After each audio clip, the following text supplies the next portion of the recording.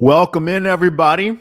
My name is Tim Benson, founder, CEO of NetScore, and you guys are tuning in to our flagship podcast, Coffee and Cashflow. We're going to talk about a lot of stuff, but mainly Bitcoin today, because you know what? I'm a very big advocate of crypto. I think there's tremendous amount of upside, and we're just going to have a fun chat. What we're going to talk about, um, my thesis on where we are in the Bitcoin cycle. If you are looking to invest, again, not financial advice, but I'm going to give you some resources and areas you can check out to get into this market. Guys, I love crypto. I love Bitcoin. I wanted to share my thoughts with you. Our Coffee and Cash Flow series is literally about entrepreneurs and self-doers maximizing their streams of income. You guys probably know we don't live in a 9-to-5 world as much as we used to anymore, meaning one job, one career. We're just not in that world as much anymore. The world has changed. Things have changed. It's time for you to develop your skill set, monetize your value, find what your value is, and find good streams of income and investment strategies and things that you can grow your passive income and your portfolio. And today's episode is going to be all about Bitcoin. So I want to welcome you again here. This is the coffee. If I misspelled coffee and cash flow Bitcoin, I'll correct that. My name is Tim Benson. I run a company called NetScore. You can find us at netscorepro.com. We are a digital marketer. People ask me all the time, what is this digital marketing thing all about? Well, we do websites, we do social media, we do search engine optimization, and we're heavily involved in the online world. We want to help you get to where you want to go online, get your business visible and seen by many, many, many people. So the way this podcast is going to work, I'm going to present to you my thesis about Bitcoin, why Bitcoin, where we're going in the digital currency world. I have some guests that I'm going to bring on. Two of my coworkers, Kayla and Lauren, and a special guest, Mr. Evan, who is the chief financial officer for a company called beast.com. Pretty cool stuff there. We're going to talk a little bit about that. And after that, I want to take your comments and questions. I've had a lot of people hit me up on Telegram, on Facebook, and they're just like, Tim, tell me about this Bitcoin thing. Like, why? And I'm going to tell you why I'm very passionate about this industry, where I think it's going, some of my price targets. And I've got a special platform that I use. If you're looking to invest, there's a way to get passive income. It's a platform that is actually, it's got some really good team members behind it. One of the guys from Uber, one of the founders from E-Trade. So it's very legitimate. It's not just some random startup, from just somewhere. These guys really know what they're doing. So we're going to talk a little bit about that. That platform is called Voyager. And I'm a big believer in Voyager. I'm a big believer in what they are doing. They've got a native token called the VGX token, which I'm going to talk about in a little bit. So before I get into the Bitcoin thesis, I'd like to introduce to you some of our folks today, Kayla and Evan. I'm going to go ahead and bring them on a little bit. Kayla, Evan. Hey, guys. How are you guys doing? Hey, doing great today, huh? Great. So Kayla is our lead web developer at NetScore, and she also does a little bit of work for another company. You want to tell us a little bit about that company? Yeah, I'm also a product designer on the store localizations team at Shopify. Very awesome. How's that been going? You've been pretty busy, I see, right? That's been busy. Yeah, definitely ramping up for we've got Black Friday and Cyber Monday coming up and Yeah. the rest of the holiday season, so we're ramping up for that right now. It's really exciting. Yeah, Q4 is always crazy. I want to introduce our next guest, Mr. Evan Diaz, DRC, CFO of Beast. What's up, man? Hey, I'm doing good. Happy to be here. Man, thank you for joining in. Evan's got a big background in finance and economics, and obviously he's the chief financial officer for Beast, so he obviously knows a thing or two about money. Evan, why don't you tell us a little bit about Beast? Yeah. So just going to correct, the website is actually getbeast.com. Oh, GetBeast. Okay. Check it out. But yeah, so Beast is a men's grooming products brand. So we sell high-end soap, shampoos, body care products, and we're expecting a big Q4 as well. So this is our busy time of year, and we actually sell our main shop is on Shopify, and so Awesome. you can get us on our own website or in several retailers. Awesome. Yeah, man. And listen, I'm really glad you guys joined us. I wanted to get a few different perspectives about crypto and people from different sectors. So I'm welcome. I'm curious to hear what you guys think about some of the things that I've found and researched. And I know Lauren is listening in. I think she wants to hang in the background today, but if she's got some questions, I'm sure she'll ping us there. So guys, let's get into it. I'm gonna go ahead and do some quick disclaimers here. Number one, crypto investing. Do your own research. Don't just go off of my opinion. I'm not a financial advisor, so please, this is not financial advice. I'm just some dude in the universe on YouTube or Facebook or wherever you're watching us. But I am sharing my thoughts. I am sharing my experiences with this industry. So we're going to dive right in. And the very first question. So what I did was this week, I actually asked all my friends that were kind of curious about Bitcoin, what are some common questions? And compiled a list, and we're going to go through them. The number one question that I've gotten is, Tim, hey, what is Bitcoin? Let's talk about that. What is Bitcoin? It is sort of like the big mystery. Okay. So let's go back in time a little bit. 2008, 2009, you guys probably remember there was a big market crash. Housing market got very overheated as far as leveraged mortgage lending by a lot of bad actors in the market. Out of the ashes of that was created this thing called Bitcoin by this guy, Satoshi Nakamoto, guy or team. We're still not quite sure. But the thing that's interesting about Bitcoin is this.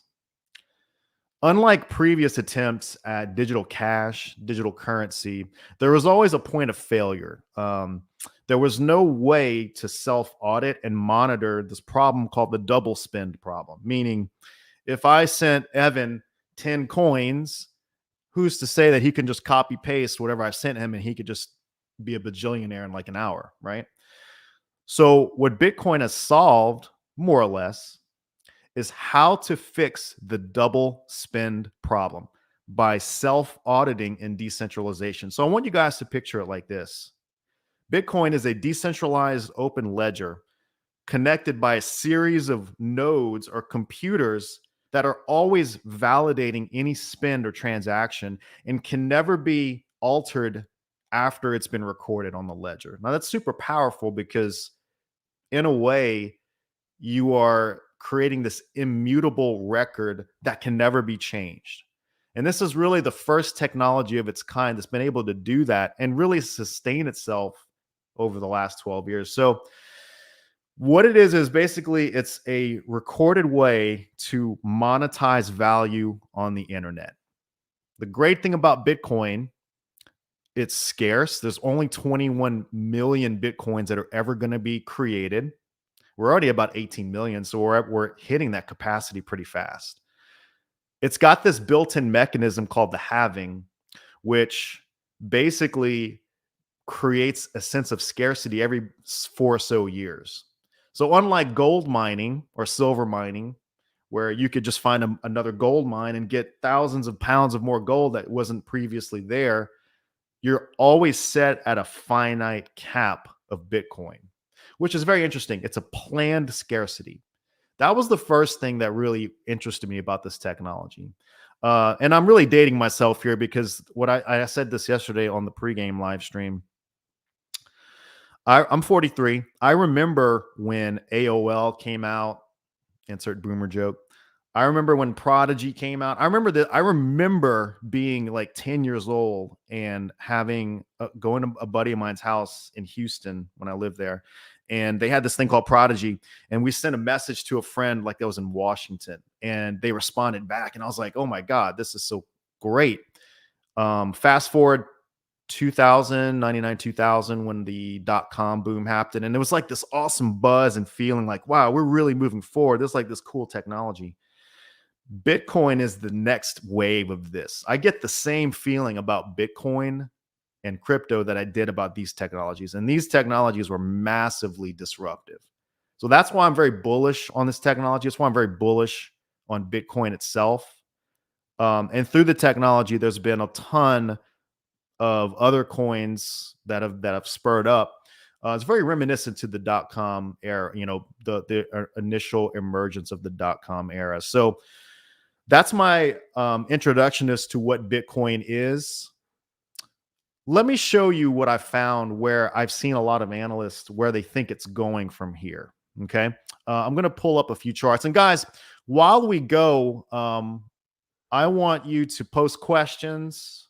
I want you to give me some feedback. I'm going to respond. And we're going to definitely dive into a lot of these questions at the end of today's podcast, or towards the end. So please keep them coming. Okay. If you see my screen here, you are looking at a very interesting guy on Twitter called Plan B. What you are looking at is a model called the Bitcoin stock to flow model. Now, this is interesting. It's tracking the newly issued supply of Bitcoin, which, remember, has a planned scarcity at 21 million. We're already at 18 million. And the value of Bitcoin throughout the years since 2010 all the way until today. And he's charted the value versus newly coined Bitcoin hitting the market, the stock of Bitcoin to the flow of how many more are emerging, and the relative value based on that. Now, it's pretty plain to see. We started 2011, it was like less than $1. We have these mini bubbles. We saw 2014 hit $1,000. We had a bear market dip down. And I got in right around 2017, and it got up to right around $20,000. And there was a massive crash, and Bitcoin died again for the 1,000th time, only to reemerge at an all-time high literally a day and a half ago at $67,000. Now, where I think this is going, I think it's going to hit six figures. Again, not financial advice. But you tell me, you look at a chart like this, and you tell me, where does it look like it's going? Does it look like it's going down, or does it look like it's going up? And I would say this chart's pretty accurate so far. Let's take a look at another chart. This one's by Crypto Beerb on Twitter. I know some of you guys may follow him. It's pretty interesting. So he mapped out the previous 2017 cycle, where it peaked out. And then after the blow off top, which is really when Bitcoin's going to hit its maximum hype cycle, which, by the way, I think we are not far away. We had a massive sell-off only to have the altcoins like Ethereum and Chainlink take over the reins for a little while. And I believe the same thing is going to happen, guys. So my theory is this: Bitcoin, again, I'm going to say you're going to get tired of me saying not financial advice, so just bear with me. Bitcoin's going to hit a peak probably in the next 4 months. I believe after that peak, we are going to have a sell-off, and a lot of that liquidity is going to go into the altcoins. And then I believe the altcoins are going to fly for a little bit. And of course, it's going to hit its peak, maybe a few months, who knows? And then we're going to go right into another bear market, just like it's done in previous cycles. Let's take a look at another one. This is the Bitcoin Relative Strength Index. Relative strength being the confidence of buying pressure relative to cycle peaks and troughs. And we've actually gone a little bit beyond this right now. This is probably a few months old. But again, Plan B, great analyst. I believe when our RSI gets to about 90, which I do believe is going to happen in the next 4 months, we should see valuations well into the six figures per Bitcoin, probably 150, 180 is where I'm suggesting. Next, we're looking at the 4-year cycle by a very, very notable guy on Twitter, Bob Lucas. I suggest you follow him. He's got a 4-year cycle chart. Guys, this is all through the lifetime of Bitcoin. And again, I want you to tell me, what do you see? Do we see this going down, or do we see this going up? And not only that, we see a fairly repetitive cycle of pump, retracement, pump, retracement, pump, retracement. 4 years. So, I'm not home right now. I'm talking about Bitcoin. Okay. Let's talk a little bit about some other things too. I want to show you this. And this is a good friend of mine, Colin Talks Crypto on Twitter. You need to check out this site. It is cbbi.info.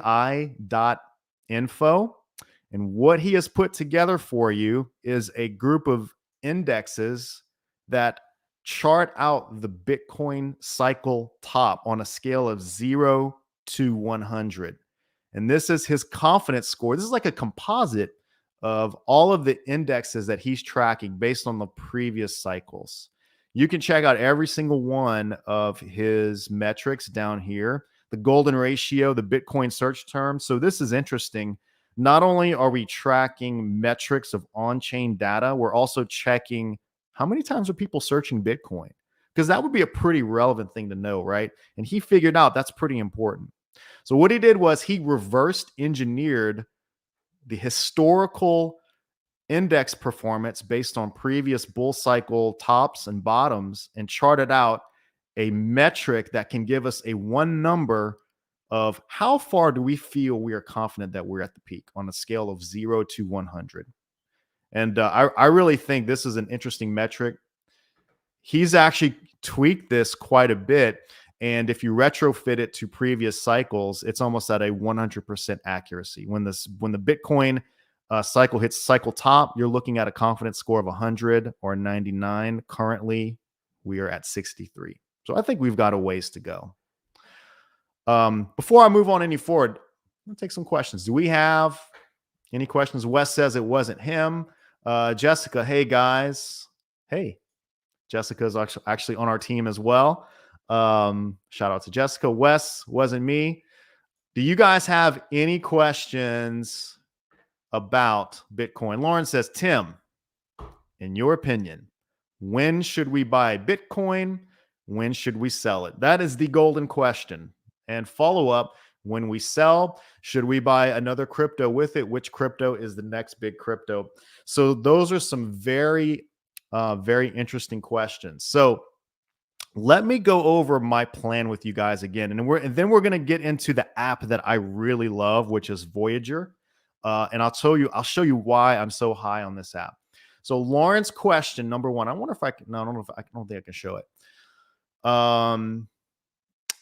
Let's see. Lauren, you asked, when should we buy Bitcoin? That is the golden question. So I'm going to go back to, let's go back here. Guys, you're not too late. If you're looking at this chart on a long enough time scale, now this is a logarithmic curve, right?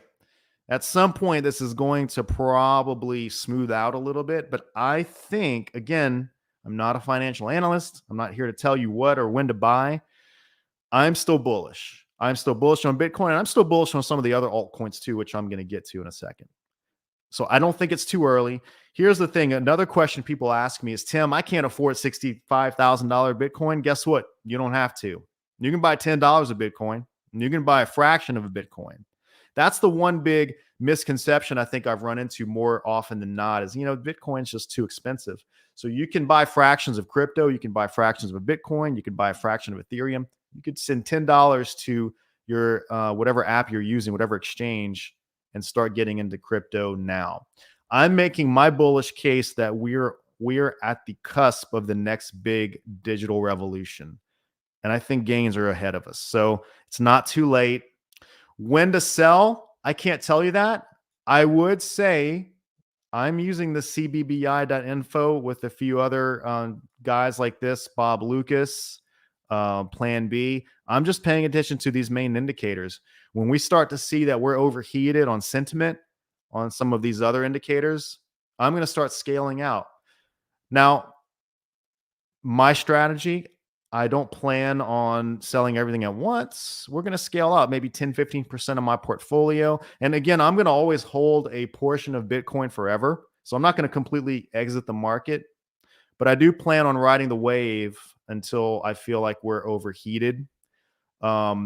going back to Lauren's question, when we sell, should we buy another crypto with it? Which crypto is the next big crypto? So that's an interesting question. And really, that's going to be personal preference, guys. Overall, I think Ethereum is going to do really well. And in fact, let me do this. I'm going to pull up some of the higher cap altcoins. We're going to get to Voyager in a second here. And that's kind of leading into this. And everybody that's with me on the Voyager Telegram, shout out to you guys. Voyager, it's an amazing platform. And we're going to talk about the VGX token and the Voyager Loyalty Program in a second. This is a website called CoinGecko. You can check all of the top altcoins, all the top cryptos. Bitcoin, obviously, in the number one position with a market cap of $1.14 trillion. No big deal. Top altcoins I'm looking at, I think Ethereum's got quite a bit of room to go. Solana, guys, I would pay attention to this one. Polkadot, I'm very high on as well. Terra is making some noise. Avalanche, I'm pretty invested in Avalanche as well. So based on the last cycles, Lauren, I think the top 100, top 50, 100 coins are going to do fantastic. Simply because what's going to happen is, I want you guys to picture this. Bitcoin is going to shoot up.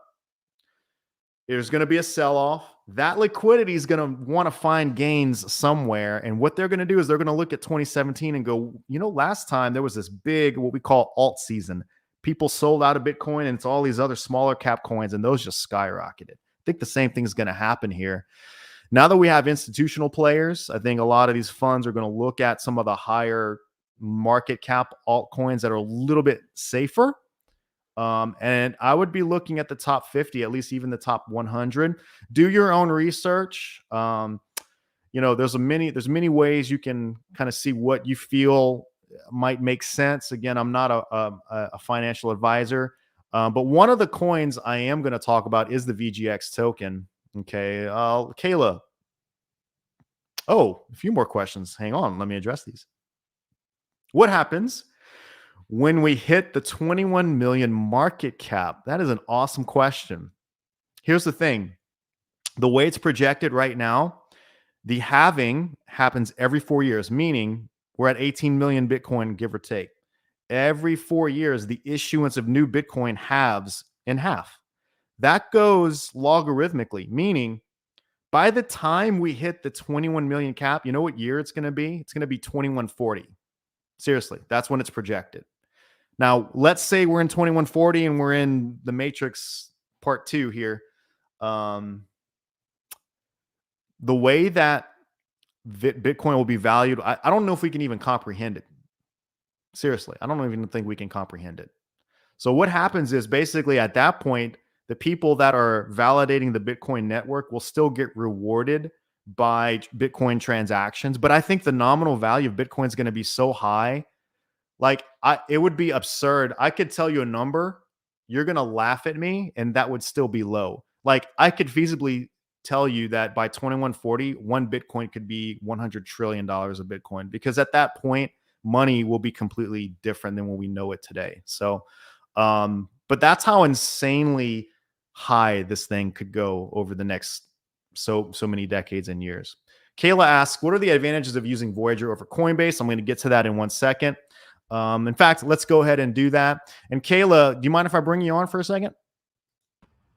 Yeah, go for it. She's like, yeah, sure, whatever. I'll bring Evan on too. So the question that I get is, Tim, where do I invest? Okay, I'm going to make my case for Voyager. And can everybody see the Voyager screen right here? So I want to talk about Voyager and why I think Voyager is better than Coinbase. Number one, the fees on Coinbase are literally highway robbery, guys. Insanely high fees. I don't like their customer support. And the thing that I love about Voyager, it's an easy app to use. It's very smooth. Let's talk a little bit about it. They have close to 60 coins. You guys can see my screen here. A lot of coins that Coinbase doesn't even have, which is very cool. The app is very easy to use. Let's talk about the token itself, the VGX token. You can hold X amount of VGX tokens and get different rewards based on how many tokens that you have. So check this out. If you hold 500 VGX tokens, you get a 7% staking reward, meaning that you get and this is APR, by the way, you get every month added VGX to your portfolio, and you get added rewards from other cryptos based on their loyalty program. We're going to take a look at that in a second. You also get cash back rewards anytime you make trades. So you actually get rewarded for holding the native token. You also get rewarded for trading. So Voyager is very heavy on, they're trying to bridge crypto and stocks, because the founder, Steve Ehrlich, one of the founders of E-Trade, and he's really wanted to bridge the gap that I think Robinhood kind of dropped the ball on. I think there's a big entry point for Voyager in the next year or so to fill. And basically, their way of rewarding their users is through their native token called VGX. Quick disclaimer, I'm a heavy holder of this, so and I'm not paid by Voyager. I'm just a big investor in this. They have different tiers. You can hold 500, you can hold 5,000, you can hold 20,000.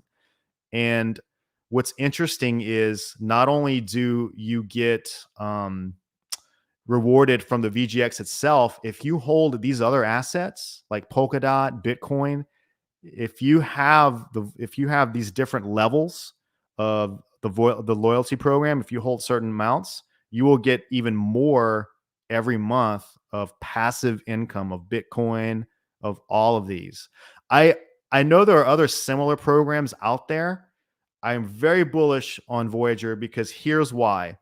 They are diligently taking the steps to make sure that they are compliant with the SEC, with the FT, with the Federal Trade and Commodities Commission, because they understand that this game, you've got to be very regulated.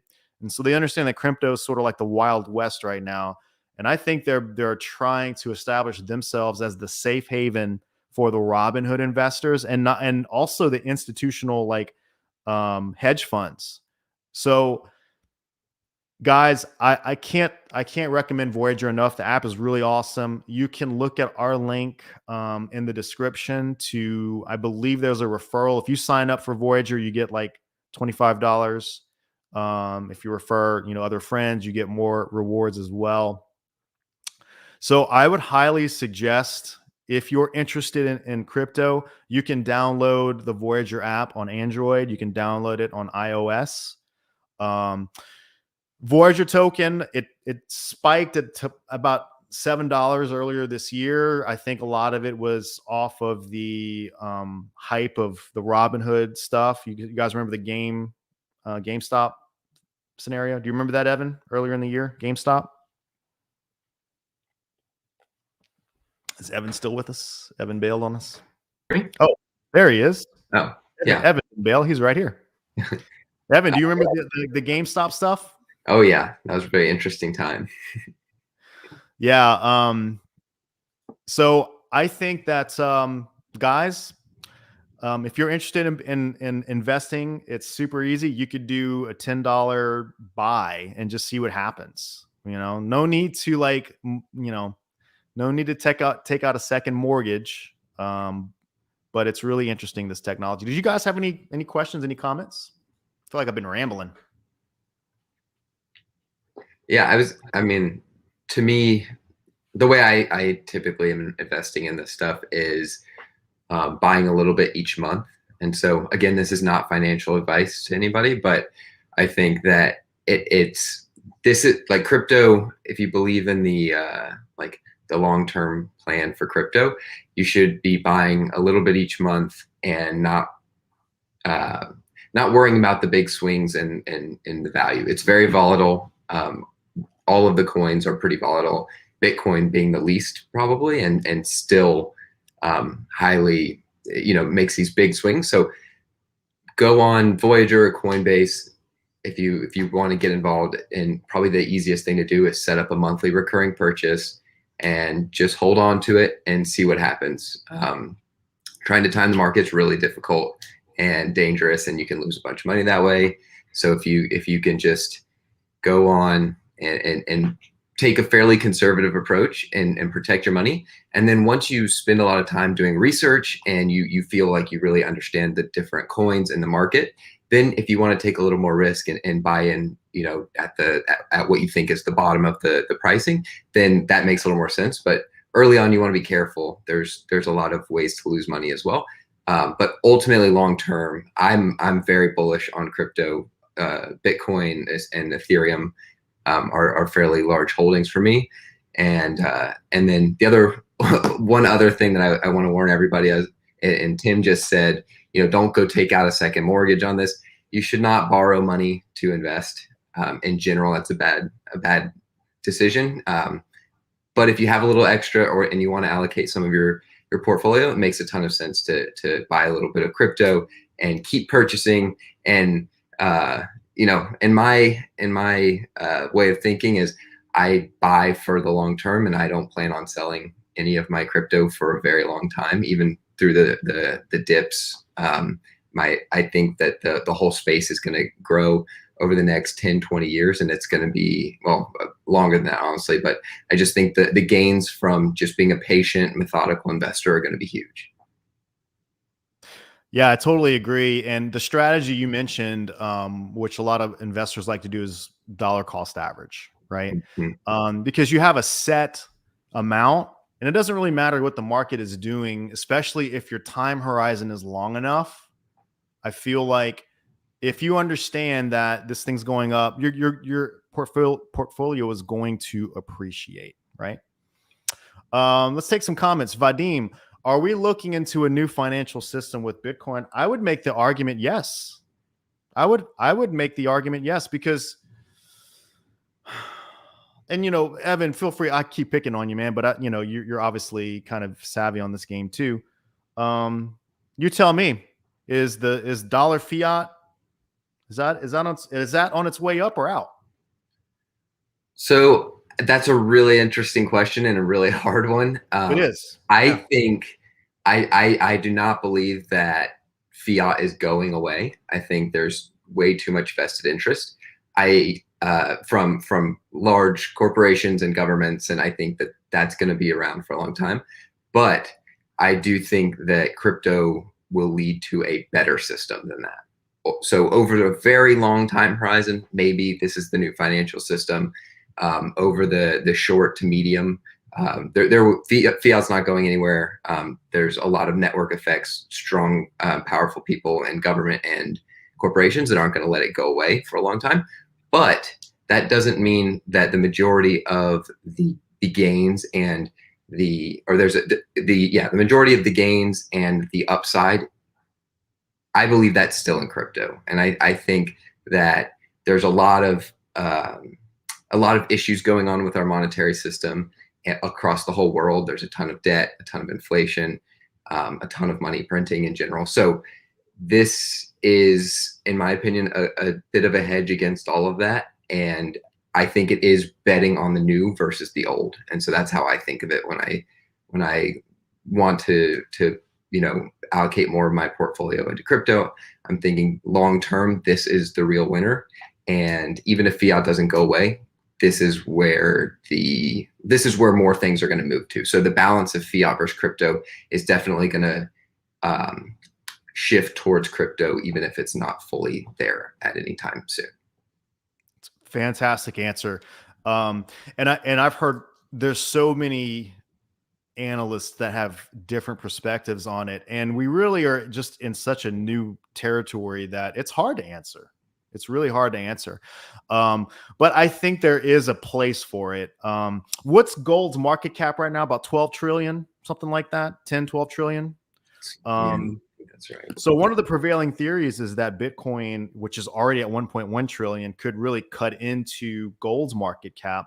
The other thing that you want to, I think, price in is the fact that the dollar printing has been, I mean, what's the old Jerome Powell, money printer go burr? I mean, that's sort of the thing we're seeing right now, right? I mean, this guy's printing like it's out of style, man. Yeah. And from what I can tell, there's not going to be a stop to that anytime soon. I think they're going to keep alluding to, in 6 to 12 months, we're going to taper that off, but I think that's going to continue for quite a while. Yep. And I think that that's going to help the crypto case it substantially. And then the other thing with the that I'm kind of bullish on is, you know, they just approved the first Bitcoin ETF. Yep. And that, like, this right now, a bunch of institutional investors that are going to be, you know, pumping in billions and billions of dollars into the crypto market are starting to get approval for, you know, investing for their clients and things. And pensions, even like these very high dollar investment vehicles are looking into crypto and starting to make investments. So I think this is actually a really great time to be, you know, looking into crypto and starting to get an understanding of it, because in, you know, in the next 20 years, I think it's going to be as common to be in crypto as it is to be in stocks. Hopefully even sooner than that. But I just think that these major investment vehicles are going to be allocating crypto on behalf of all their clients and things as well. So the market, I think the market looks really bright from that perspective as well. And Evan, you're absolutely right. The Valkyrie ETF just launched a few days ago. We have the ProShares ETF that's upcoming. I think that's launching next week. Now these are futures ETFs, and for everybody that's not familiar with what this is, these are derivative exchange traded funds, meaning they're not trading the spot Bitcoin price. They're trading bets on if the price is going to go up or down. Now, there is talk of an actual spot ETF that was filed by Grayscale, and that will either be approved or denied on January 3rd. Now, we're going to keep that date in mind for a second. Remember the cycle that I showed you guys earlier, where I felt my theory is that December, November to February is sort of our time horizon for the peak? I'm wondering if that ETF may have some sort of top signal. I don't know, just something to think about, right? Georgia Justin, I am currently using a couple of hardware wallets. How does this compare? So I'm assuming you're asking about Voyager. So Voyager is, I want to talk a little bit about its platform too. It's not just really an exchange, it's actually a broker. So what they do is, and I forgot to mention this, sorry about that. You actually keep your crypto on their platform. They are a broker where when you want to buy any crypto, they are plugged into several exchanges and they will find the best price for whatever crypto you're wanting to buy. Whereas Coinbase, it's essentially it's on their exchange and they're going to buy on behalf of you, but they're going to tack on their fee, like massive fee on top of it. Whenever you are investing on a platform or an exchange and you keep it on there, you have to understand that they are custodying that crypto, not you. So I think, Georgia, you already kind of understand that. It's common security to say, well, if I want to hold my Bitcoin or Ethereum, I obviously need to buy a hardware wallet like a Trezor or a Ledger. Ledger Nano X is what I have to keep my own keys. For Voyager, here's the trade-off. In order to get these rewards, you do have to keep the crypto on their platform. Now, again, this is whatever comfort level you are with doing that. I only keep a portion of my portfolio there, and I do keep a portion of my portfolio in a cold storage, meaning I only have the key, the encrypted key that I can access my crypto at any time, right? I think that's what your question was, but follow up with another question if that didn't completely answer it. Jessica, I've heard of Coinbase. Would this be the best for super beginners who know very little about technology in general? Would it help with the learning curve? So I don't know. Coinbase is easy. I would argue that Voyager's app is as easy to use. Either one's fine. Again, I'm not going to just shill, I don't want you guys to think I'm just shilling Voyager. Actually, no, I'm going to shill Voyager. Just Voyager. I want you to walk away and go, Tim, you said about this Voyager thing right now. I'm kidding. No, I think it's super easy to use. It's super great to make trades too. It's super fast and fluid. I can so check it out. On this one too. Just because I'm more of a beginner and learner for sure at this one too. So I have a Coinbase account, and most of what I have in it right now currently is from their rewards, where you essentially learn about other types of cryptos, and just by learning that, they reward you with a couple of tokens, and over several years that has grown. fairly significantly. So that's like just personally an approach that I've taken, as well as I have a Chrome extension called Lolly, which essentially functions, if you've ever used Honey, it's the same thing. It gives you free Bitcoin when you shop at they have like over 1,000 stores on there. So like we recently bought a new mattress, and they had it was like 13% cash Bitcoin back through 8 Sleeps. So I was able to get that, and that's worth like just that purchase alone has pretty much paid for the mattress almost. Yeah, Just that's in rewards back. awesome. So that's something to look into as well. If you're like kind of just figuring it out, like really just want to kind of test the waters, and there's essentially nothing for you to invest into it at that point, except a little bit of time to set things up. That's a way to just dip a toe in the water. Yeah, that's a great point. And that sort of alludes back to what I was saying earlier. You don't have to buy a whole Bitcoin. You don't have to buy a whole. You can just buy a little bit. And it's, what is it? Is it Trilolly? Is that the Chrome extension? I think that's what it's called, right? I've seen their ads around. Yeah, great. Okay, Vadim, is it better to just buy Bitcoin or Bitcoin ETF? I mean, you can do whatever you want. If you want to hold physical Bitcoin, go for it. The ETF, I feel, I mean, you're not getting the actual thing. It's like buying a gold ETF. Are you really holding gold? It's debatable, right? So you're really just betting on whatever their derivative price is at the time. I'm not an ETF expert though, so maybe if Evan has a comment about it, maybe he has a better answer. I prefer to just hold the physical Bitcoin.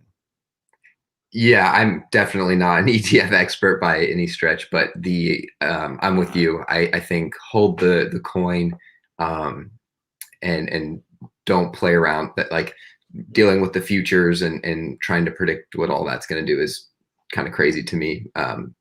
And so hold the coin, in my opinion. And then the other thing is, I just wanted to go back to the wallet question. Yeah. Because probably, I don't know if anybody's listening that doesn't know what a cold storage wallet is, but basically you can take your Bitcoin off of the exchange that you bought it on. So if you buy it on Voyager, you can take it off of the exchange and hold it yourself on a physical piece of hardware. And so if the exchange were to get hacked or something were to happen, or you,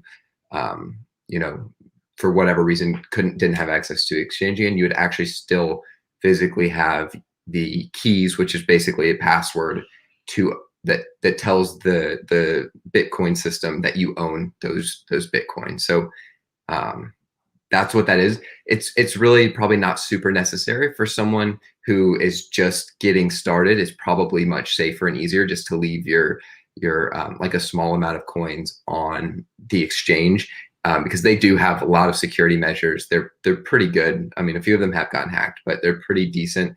And if you don't know what you're doing with a cold storage wallet, you're just as likely to lose it by your own mistake as the exchanges. So I unless you're going to get really into it and buy a significant amount of coins, I think start out just using the exchange storage.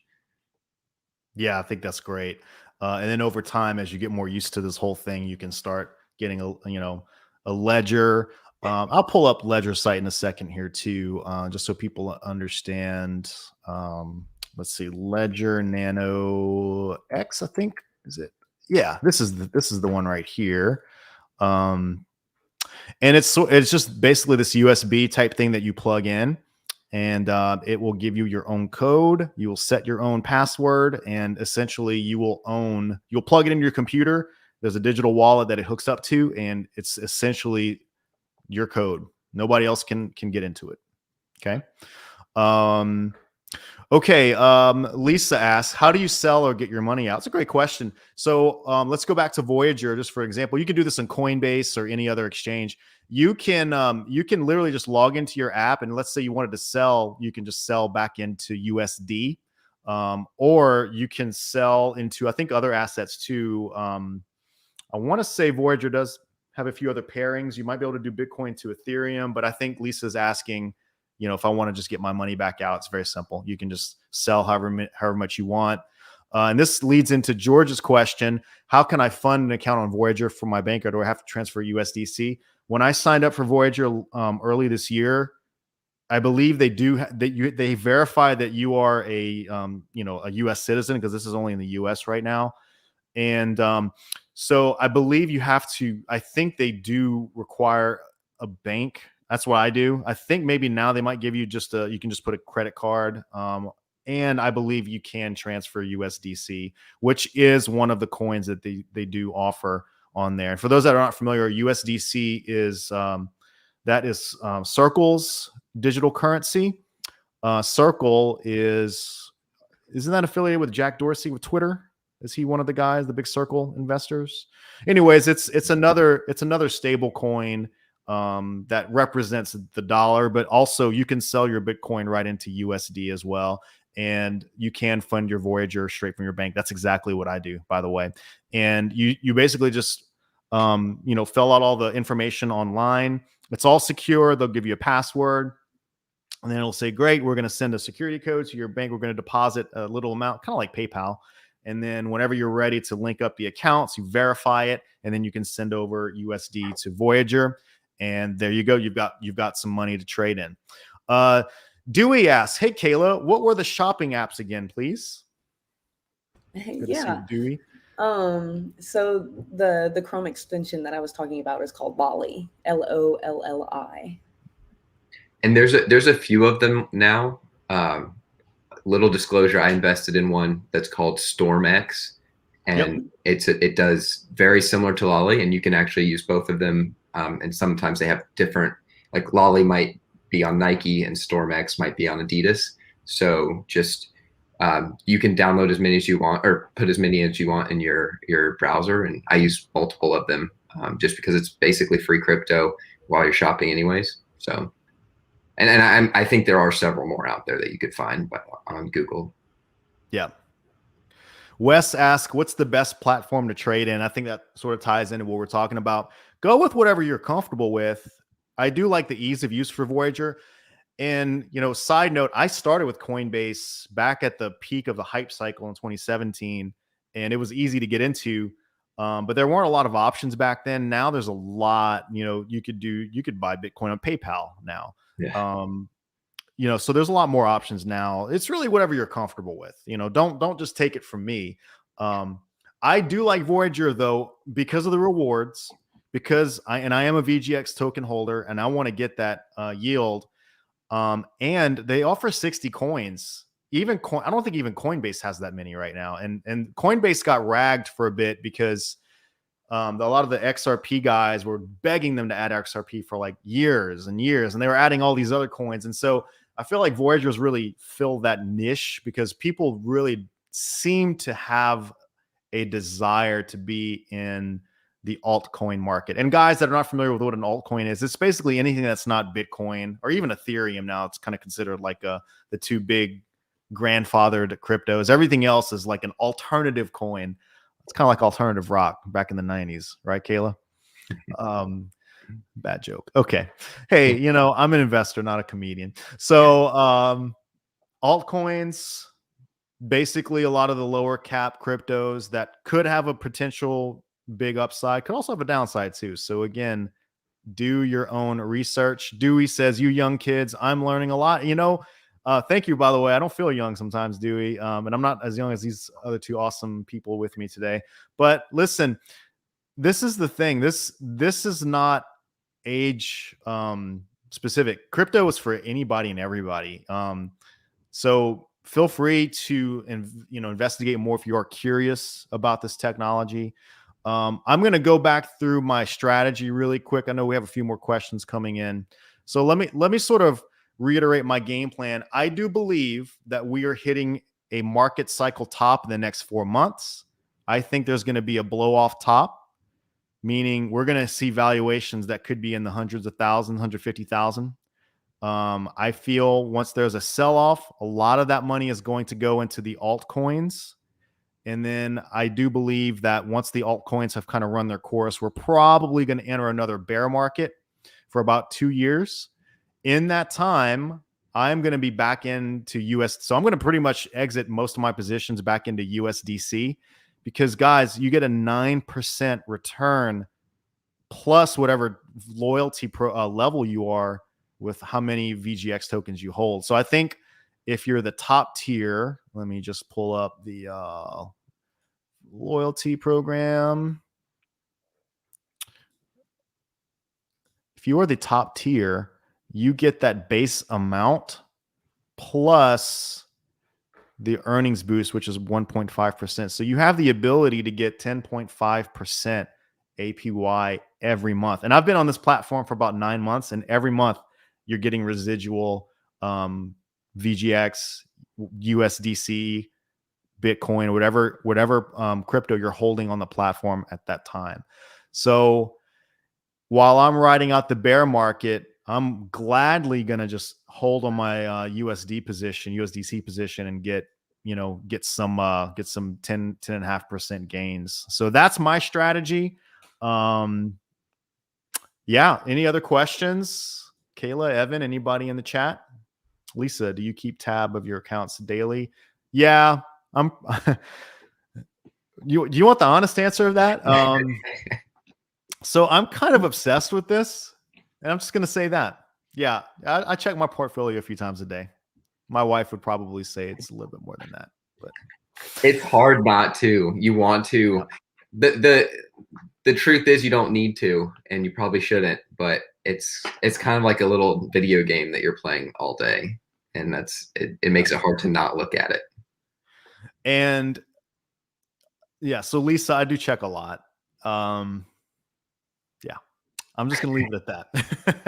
You don't have to, though. Here's the thing. If you're holding a bigger cap coin like Ethereum or Cardano or Link or even Bitcoin, the swings are not going to be nearly as volatile relative to like some of the smaller cap altcoins that could go 10-20% in a 6-hour period. So it really depends on sort of your risk level.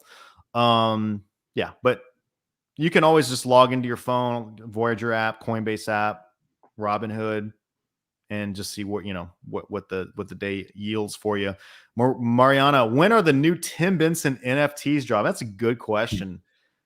Man, what are NFTs? That's a good one. Evan, do you know what an NFT is? I do, but not a lot about them. Yeah. That's the next wave of crypto. Yeah, so we haven't even talked about that, and I have an idea. I might do this podcast on more crypto. I don't know if you guys want. I mean, I don't know. You tell me. Is this valuable or is this just some dude talking whatever? I'd like to do some more podcasts on crypto, on altcoins, and NFTs. NFTs are non-fungible tokens, and so there's a big debate about like what exactly is an NFT, what is its value, and basically it's people minting intellectual digital property and putting a value on it and selling it. And what I've seen is a lot of the what's some popular ones. There's like the clubs, crypto, like the ape clubs where it's ape like club, an image of the yeah. And basically like you can mint anything. So a lot of common things are like artwork. And so somebody has gone through and they drew all these images of these like animated monkeys, and they've gotten really popular, and they sell for like hundreds of thousands of dollars sometimes, and they're minted on the Ethereum network. And then basically you can sell the rights, not even the rights, you sell the actual ownership. Yeah, ownership of that image. And that is what a non-fungible token is it means that there's a blockchain out there, and it is saying that this person or this specific person owns this digital asset. And so it can be an image, it could be a sound, it could be anything you want. And there's a lot of controversy kind of over, are these really as valuable as people are saying they are, or is this just a bubble or something? But they're personally, I think this is going to continue to grow. I don't think NFTs are going anywhere. They're being included inside of like video games. So your NFT, you might literally own, if you're into video games, that like your character has a sword, you might literally own the sword in the real world that your character owns, and you might be able to even move it from game to game. And so it's like there's all these cool applications for it, and I think it's an interesting space. I think most of these NFTs are going to go to nothing and they're going to be valueless, but a lot of them will become very valuable. And it's kind of like, you know, the thing that, one of the things that made me more bullish on them, I don't own any, by the way, but I may someday, but it is, I heard somebody explain it like this, like people purchase fancy clothes to go out in the real world to be seen in their fancy clothes, right? And they pay lots of money, and fancy clothes aren't necessarily more comfortable or longer lasting than comfortable, you know, shorts and t-shirts, but you do it for status, you do it for all these different social reasons. And in the digital world, it's no different, but it's actually easier to, you might be seen by more people in your digital footprint than you are in your physical footprint. So if you're willing to spend, you know, thousands of dollars on a fancy suit, then it's not unreasonable to spend thousands of dollars on a fancy digital suit that more people are actually going to see your avatar in. And so the digital world is becoming more and more part of our lives. And so like, that's my like bull case for why NFTs are going to become more valuable, because we're actually spending more time online. We're interacting with more people online than we are offline. And so these status symbols that we all buy, and everyone does it, are actually more valuable digitally than they are physically, which I think that kind of like shifted my perspective on it. And I want you guys to imagine in 10 years, technologies like the Oculus, virtual reality, AI, you know, we don't know what the entertainment experience technology is going to be in 10 years. We could be immersed in the digital world where we have tokens that are for sale and have value. We could be completely living in that type of world. I know it sounds kind of scary, but think about the Matrix, you know, and what he's saying is that there's a digital footprint and there's a value to that. And that's sort of tied into where this NFT thing is going. So you sort of have to look at where the world is going. It's not like where it is right now, you know, make sense? Also, I will say NFTs right now are highly speculative assets. Extremely. Most people should not be buying them. I studied this stuff quite a bit now, and I still don't own any because I have no idea where to start. And if you're not in that world and you're not studying it constantly, you're gonna get burned. So much safer bet is, if you want to be in crypto, Bitcoin and Ethereum are really good places to start. Dip your toes in, learn a lot, learn as much as you can, read articles, watch YouTube videos. Don't start with the most speculative asset. You know, don't go buy $100,000 worth of NFTs and you know, risk your house on it. I mean, hey buddy, you do you, but you know, there is a definite risk to it. No, absolutely. Kayla said metaverse. Yeah, it's a metaverse. This is exactly what it is. Wes says valuable, valuable, valuable. Awesome, Wes. I'm glad that you're finding some value. Kayla says, here's a link to the Chrome extension Lolly that I was talking about. I don't know if we can copy paste that. I'll yeah, lolly.com share. Yeah. It's in the Facebook comment. Okay. Thread. When you get rewards from staking, does Voyager issue a 1099? No, but you do have to get the tax form at the end of the year. It's a fantastic question. And here's the other thing you have to be mindful for. Tax regulation right now is very murky when it comes to crypto. Right now, yield, which is what this would be considered, crypto yield is considered part of your earned income. Unfortunately, it's part of your earned income. That may change, but it's going to be taxed based on whatever tax bracket you are in. Evan, I think I'm right about that. I think that's correct. That's my understanding as well. Yeah. I haven't looked into it too much, but everyone who does invest in crypto, if you sell and you have made money, you are going to owe taxes at the end of the year. So, or, you know, when you pay taxes in April. But just be aware of that. If you sell, and you will pay capital gains on it, just like buying and selling stocks. You can get tax documents from whatever exchange you're on. It's not overly complicated, but just be prepared. Don't, make sure you have the cash to pay that out if you've sold some of your assets, or if you've done some yield farming type thing where that counts as income. So yes, just be aware of that. And so it's interesting because when you buy and sell, per my understanding, your valuation of what you sell it for is going to fall under the capital gains bracket, like you're saying, and then the yield, the passive, is going to fall under earned income. Yeah. And that could change depending on where you are, by the way, too. So this is not just a one size fits all, right? Yeah. So to answer George's question, you can get from any exchange your trade history. You should also consult with your tax professional just to make sure they can look at everything, all the transactions. Nothing we've said is tax advice, just so everyone. Yeah, it's not tax advice. Yeah. And plus, don't buy NFTs on a second mortgage either. Yeah, yeah, exactly. And the other thing, on the taxes portion of it, these from what everyone from the information right now is, if you can hold your assets for a year, you get long-term capital gains on them. So that's generally just a good investing advice is, if you buy something and you can afford to do so, the longer if you hold it for more than a year, you're much better off tax-wise, which is another reason why it kind of makes sense to just buy a little each month and don't sell it until you absolutely need to, or until you have like something that you're going to purchase, because holding on to your investments for the long term is much more tax efficient. It's great suggestions. I'm not going to use the advice word. That's right. And that's all great suggestions. It's some good suggestions from our friend Evan here. No, great stuff, guys.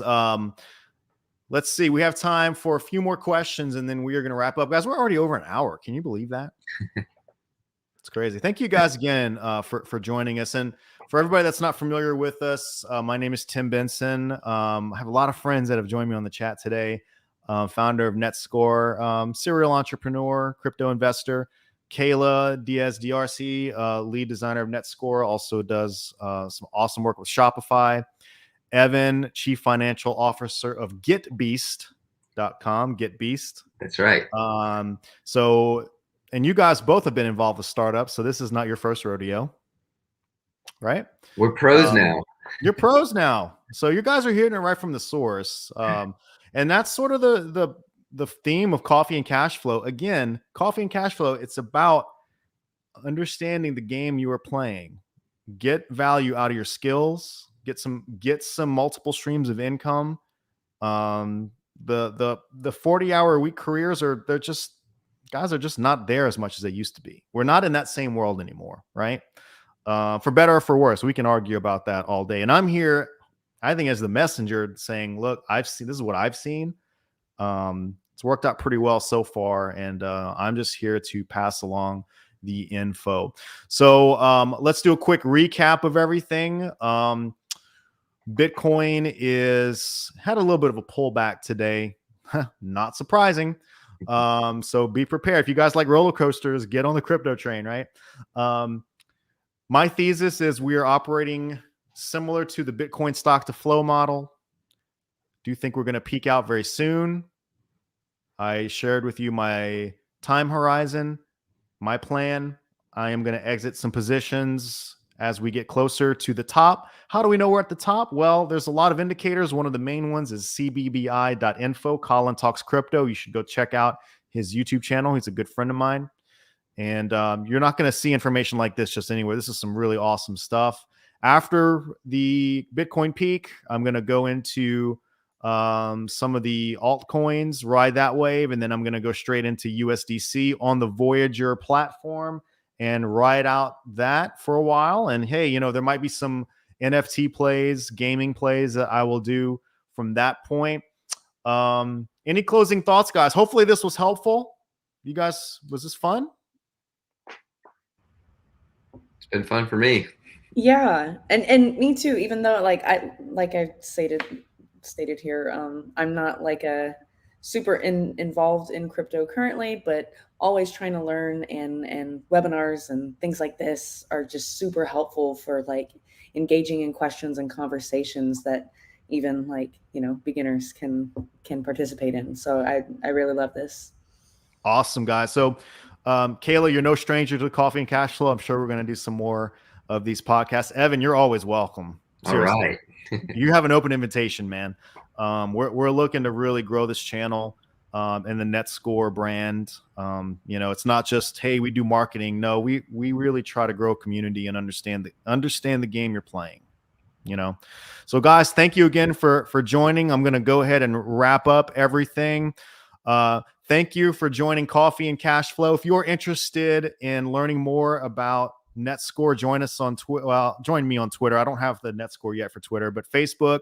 You can join me Twitter at cryptotimicus.com, the moniker Crypto Tim. Follow us on Facebook.com/NetScore Pro. Be sure to check out the Voyager app. There's the Voyager Loyalty Program. And in the description, guys, is our sign up link. I would encourage you to take advantage of that.